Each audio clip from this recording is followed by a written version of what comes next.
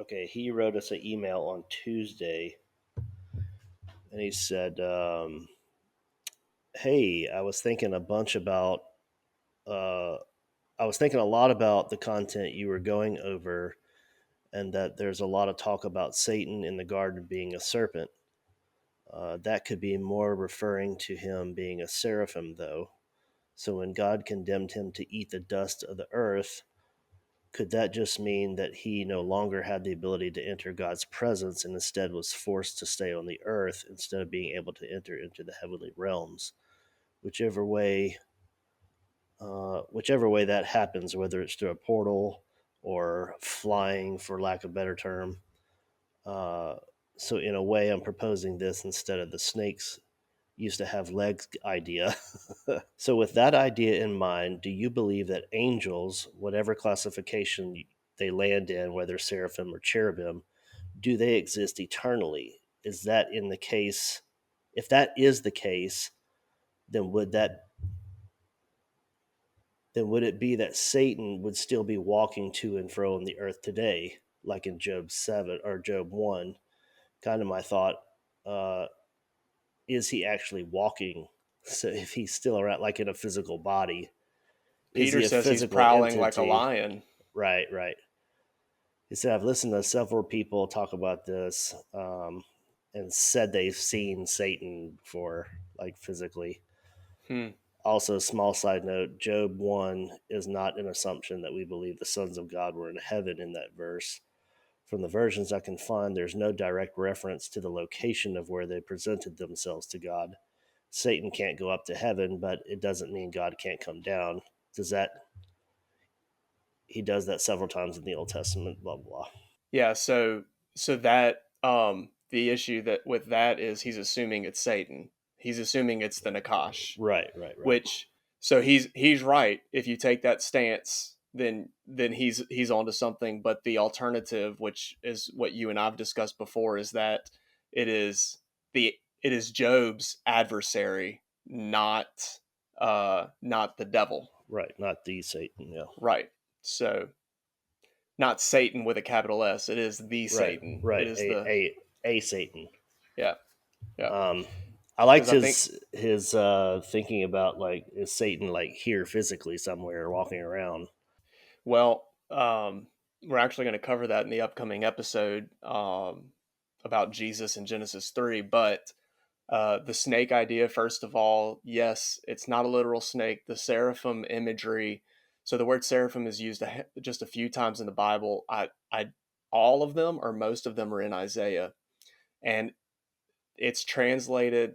Actually, one time it's not translated, and that's his vision in the temple, where he says that he stood before the Lord's throne, and the train of his robe filled the temple, and he saw the seraphim with the wings, and they were covering their face and their feet, and with two they flew.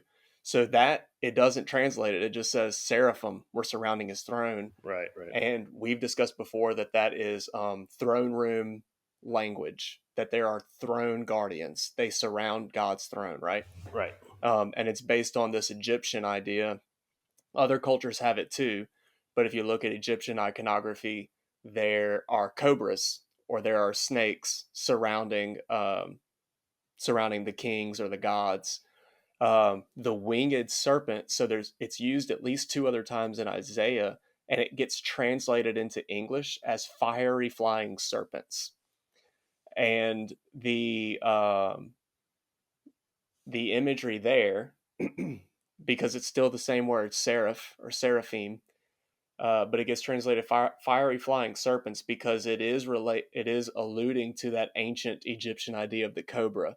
The wings, over time, the wings referred to the hood of the Yeah, cobra, the cobra. Yeah. and they got longer and longer and longer until people started depicting them as wings, right?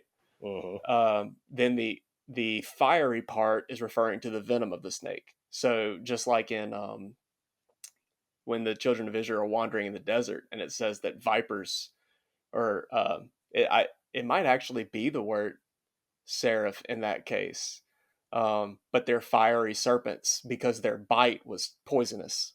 Yeah, and Um, that's seraph is serpent, and then seraphim is fiery yeah, serpent. Yeah. So it is they are related to snakes. It's not a literal snake. So the word nakash is one Hebrew word for snake. And it kind of has that seraph idea or the seraphim idea tied into it. It's assumed in that snake imagery. Now, what do you And think another, about the lamasu or the other kind of those yeah, guardian guys yep. like And that? You the know, and the uh and the cherubim. I'm sorry, I'm probably butchering it, but the thing you just showed, I think, is Babylonian right? or Phoenician, and that is where the idea of a cherubim or cherubim, Karibu. yes, the caribou, that's not a caribou. Yeah, This yeah. isn't, yeah, That's why it's not hard to search because I don't know how not to a spell it. not reindeer, not caribou, but caribou is where we get that word. Uh, Eventually, is where we get that word cherubim or cherubim. Because we're in South America, southern United States. So, but it's the same thing. They're the same thing as seraphim. They're throne guardians. They surround the throne. There's cherubim on the Ark of the Covenant because that is the throne of God, The throne of God. Yep. which is a whole nother story. It gets translated mercy seat in English a lot, but it is describing God's throne, right? Um, in the Garden of Eden, when Adam and Eve were kicked out, what guarded the garden? A cherub, Yeah, cherub. Yep. cherubim.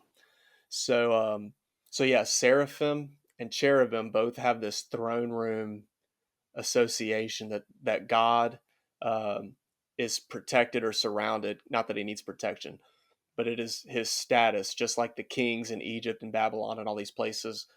The gods and the kings and the iconography and the pictures, they're surrounded by these guardians to show that they are deity or that they are royalty. And when the Bible talks about cherubim and seraphim and all this stuff, and it's talking about the bull face and the eagle and the wings and the feet like a leopard, and all this weird stuff. Like, this is what it's describing.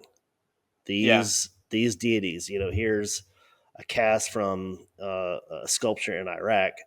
This one has a pair of 5 legs. It's called a lamasu with lion's feet on a man's head and eagle's wings.